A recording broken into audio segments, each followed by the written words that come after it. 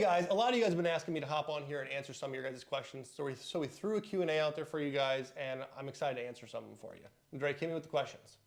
What are the key principles for sustainable weight loss? In other words, what are 2 things that we can really do to guarantee us weight loss? Yeah, so some of the things you can do to guarantee your weight loss, the obvious ones, obviously, put yourself into a calorie deficit. And the key ways to get yourself there are to move more and eat less. And some of my favorite ways to get people there, my little tricks and tips is to track everything. Track your food, track your intake. That'll absolutely make you feel better. But more importantly, track your movement, track your steps.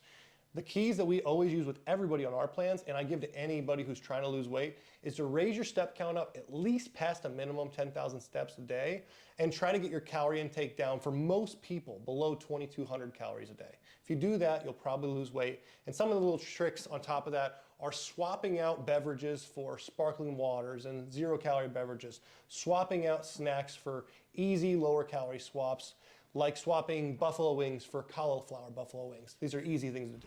What are some tips that we can do to be more active? Yeah, so right back into that. So I think that people nowadays are super inactive, and this is one of the reasons we're seeing the obesity epidemic climbing. And I think that you can take some of the things that might put you on the couch and turn them into things that make you move more. So I love podcasts, I love books, I love these sort of things. But rather than sitting in my office and sitting on my butt for an hour reading my book, I can throw it on Audible and I can go for a walk. And in 1 hour of walking, I can usually get in like 8,000 steps. So it's just another one of those easy ways. Walk when you listen to your podcast, walk when you listen to your books, and just try to get on your feet as often as possible. So I can lose weight by doing something as simple as walking more. Exactly. So it's actually our best way to pull fat off people at Hercules is we get them to walk more. It's not about cardio, it's about walking. What is the role of macronutrients and micronutrients in nutrition? Yeah, so macronutrients and micronutrients are vastly different. So macronutrients relays back to calories and how the food you're eating breaks down into its different calorie functions, fats, carbs, and protein, while micronutrients are what those foods are made up of from a nutritional scale. So when we think of micronutrients, we think a lot about vitamins and minerals and things like that within the food. And when we think about macronutrients, we think about proteins, carbs, and fats. And these will relate a lot different. Micros tend to have a lot more to do with your health, while macros have a lot more to do with your body composition. So if someone just wants to count their macros and lose a bunch of weight, is that necessarily a good idea to completely neglect the micronutrients? So the answer is yes, though it's a bad answer, because so health and weight loss are not the same thing. So you can do very unhealthy things. As long as you're in a calorie deficit, you will lose weight. The Snickers bar diet works. As long as you eat the right amount of calories, you will lose weight. So yes, the most important thing to losing weight would be to track your macros. But if you want to feel good, if you want to move good and you want the experience to be good, track your macros too. How much does sleep really matter and stress management in terms of weight loss or muscle gain? Yeah, so sleep's everything. So they've even done studies on it where they took people and they had one group get up and do cardio, they had another group sleep for an extra hour. And the one thing they found was that the one that slept for an extra hour actually lost more weight than the one that got up and did the cardio. It's pretty crazy. And that's because when you're sleeping, your body gets this amazing growth hormone response. And most people don't understand how powerful growth hormone is for pulling fat off of the body and for recovery basis. And if you recover faster, it means you can train harder, which will also burn more calories, gain you more muscle. It all stems back to quality sleep being more important than almost anything you can put into your plan. You'll hear a lot of people when they talk about weight loss and their body image that, everyone in their family is kind of this way. How much of a role do genetics really play in terms of fat gain, muscle loss, versus your actions and your environment? Yeah, you'll get a lot of different answers on this. I'd probably say like 5%, maybe 4%. Maybe 3%. It could be really low. I always say that it's not the genetics that run in your family, it's the diet and habits. So growing up, you tend to eat the same foods as your parents, and those tend to become your favorite foods. You tend to eat the same desserts. You tend to make the same lifestyle habits. If you have really active parents who take you hiking, you probably like hiking. If you have parents who want to play video games and watch movies, you probably grow up liking movies and playing video games. The lifestyle habits tend to lead to the health problems that you get. So I would say it's less about genetics and a lot more to do with diet and activity.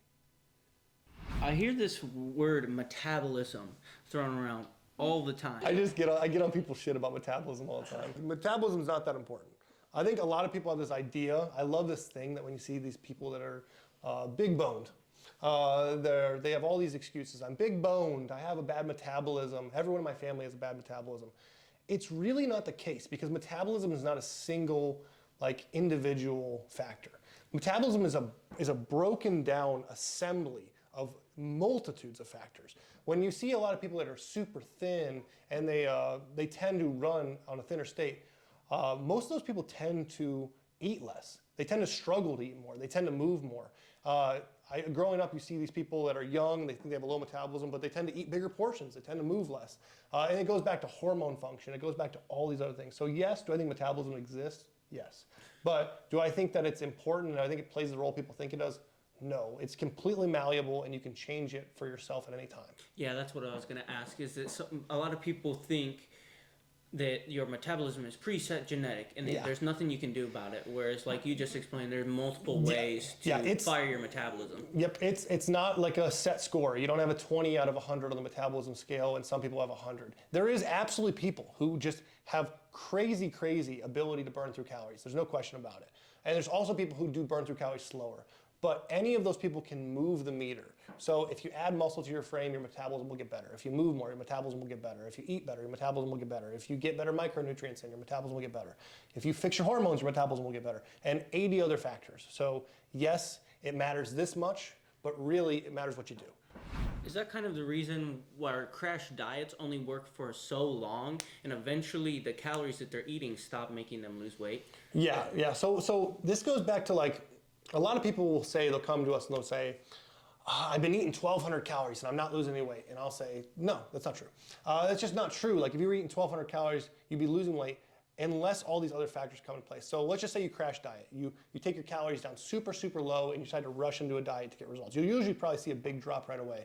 But what people don't track is all the other factors. So if your calories drop significantly, but your movement drops significantly because you're tired, you're exhausted, you don't have as much energy, now you're sitting on the couch all day, you're sitting on your butt at work all day, you're not moving as much as normal, now you're not gonna burn weight even though you dropped your calories so low. And all the time, we see people who drop their fats too low, and all of a sudden their hormones drop completely. And this just goes back to all these multitudes of factors. So yes, if you crash diet, you are gonna run into a wall, a plateau, and it's not gonna work out. And this is why we want everything we do to be super highly calculated. A lot of people are really concerned with the proper supplements, supplement protocols, and think that that's really the missing key for them in terms of weight loss and muscle building. How much of a role do supplements really play? That's a good one. So I'm a supplement fan. I like supplements. I do not think that they are necessarily a factor. So for example, we have a coach at our company, Max Coffee. He's wonderful, but most of you know him as one of the biggest bodybuilders in the area.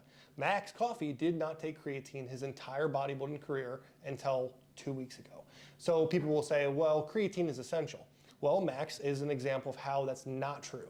Will creatine help you though? Yeah. There's a lot of good science on creatine help you grow muscle mass faster. There's a lot of good products out there and they will increase things.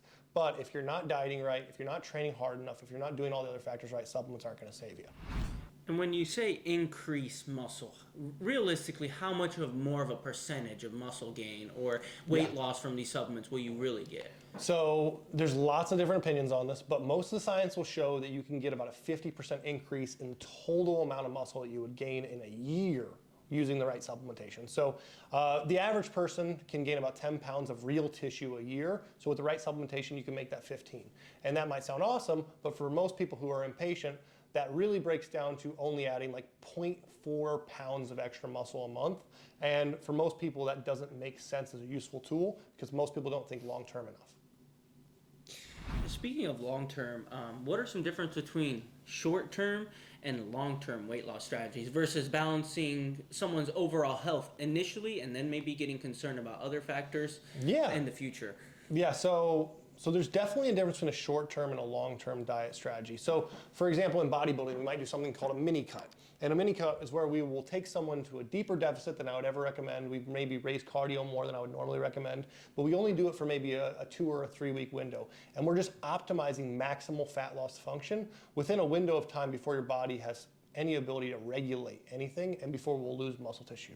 But that's not gonna work for anybody who actually has real weight to lose. If you have anywhere over 40 pounds to lose, 50 pounds, 100 pounds, 150 pounds, whatever you have to lose, you're going to need a long-term weight loss strategy. What you're going to need to do is figure out first and foremost, how did you get to where you are? What is wrong with your health? What is wrong with your internal blood work and your body that needs fixed for you to get healthy? What's wrong with your daily habits? What's wrong with your food intake?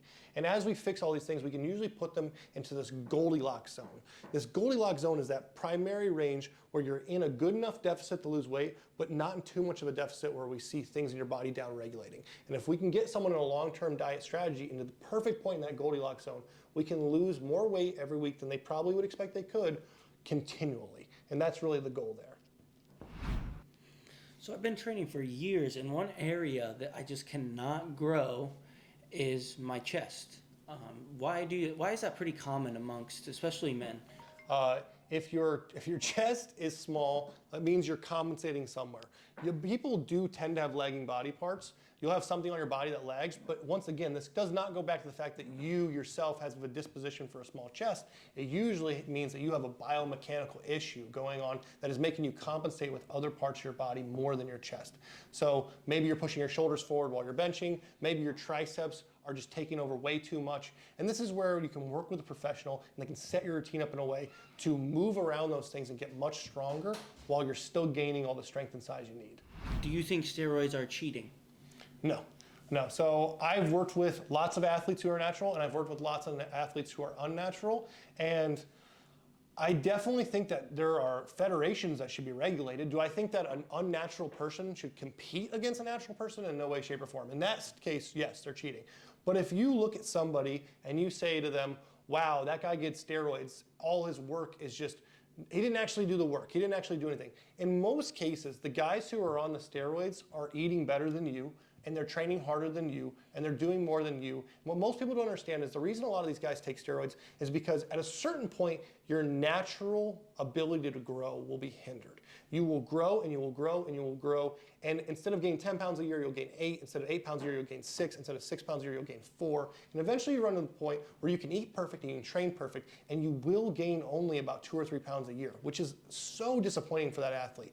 So for a lot of these guys, they need to take their body beyond what their natural capability can be, and that's when they use these things. But if you are someone who's in the beginning of your journey and you haven't reached your natural potential and you decide to take them, I wouldn't call it cheating, but I would say it's the wrong path. What is a great physique to the average person versus what you see on social media? This is a big one, and I mean, even myself, I struggle with this one. I do think social media makes it worse, but I think that people would still feel some of the ways they feel if it wasn't for social media. I grew up super fat and obese, and we didn't have social media. And at least for most of the time period, there's no fat photos of me online from that time period. And I knew that I was out of shape. I knew how I felt about myself, and I hated myself. So social media just takes those things and ramps them up because you get to see perfection all the time. I think there's one thing to understand. I have conversations with people like this all the time. When I was bodybuilding, I would take 60 photos and I would post the best one. The one with the best lighting in the best part of the gym, the place I knew everything was perfect. And that's obviously was the best, most perfect moment of myself. Understand that's not realistic. Understand that there are no absolutely flat stomachs in women. Women have ovaries, they have intestines. The woman might have sucked her stomach in for like a millisecond and got the perfect photo. Or photoshopped it. It's very common. They have a million apps out there that are very common that are editing these photos around. I think that if you have even the slightest bit of upper ab definition, if you can even see a blur of your upper abs coming through your stomach, you should consider yourself a pretty healthy individual. And I think that if you have enough muscle mass that you could do body weight level workouts, you could consider yourself functionally strong. And I think that putting yourself in standards like this, back when I was a bodybuilder, we used to joke about like go to Planet Fitness for a day and you get yourself feeling good. But I do think there is something about setting realistic standards. And if you're only watching bodybuilding Instagram or fitness Instagram, if you're only spending time with fitness people and bodybuilders, you are going to put yourself in a state of mind where you're going to skew reality.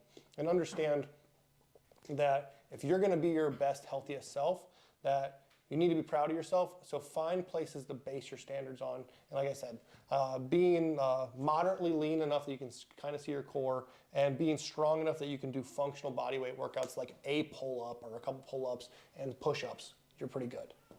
Yeah, and I also think it's a problem though, because when someone sees, their dream physique, how likely is it someone that is able to achieve their dream physique in even as much as 10 years?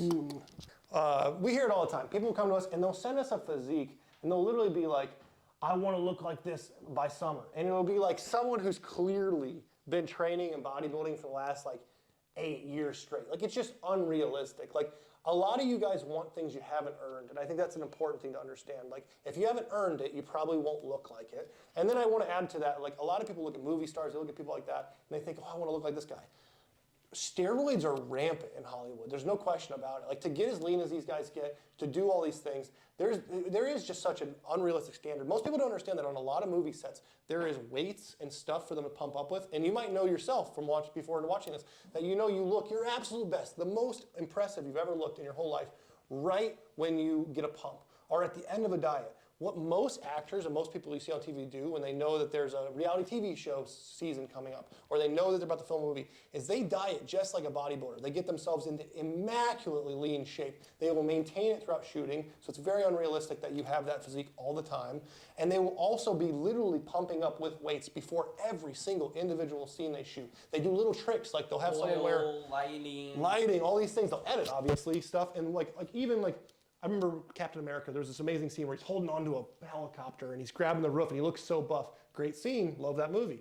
But in that movie, they had him wear a 2XL shirt in every single shot of that entire movie. And in that one scene, they put him in a medium. So it looks like his muscles are just like bursting out of this shirt that you've just, throughout the movie, I've seen him wearing comfortably. And it's just how they trick you. So just understanding that you need to set some realistic standards. Do not base the way you should look off Hollywood. Do not base the way you should look off Instagram. Base the way you should look off the people around you. If you are one of the better physiques, better health people around you, then you're probably doing pretty good. People think these like steroids and SARMs, it's like this whole like niche thing. How really common is it, even if at your local Planet Fitness? Oh, it's so common. So I ran a local supplement store for the last 7, 8 years. And I'm not exaggerating when I say that I have personally sold 1,000 plus bottles of SARMs. And what is a SARM versus a steroid? SARM is a selective androgen receptor modulator. It is basically a pill form, fancy oral steroid that's not as strong and is not as dangerous. It's a complicated thing. But when you take these, regardless, it doesn't matter.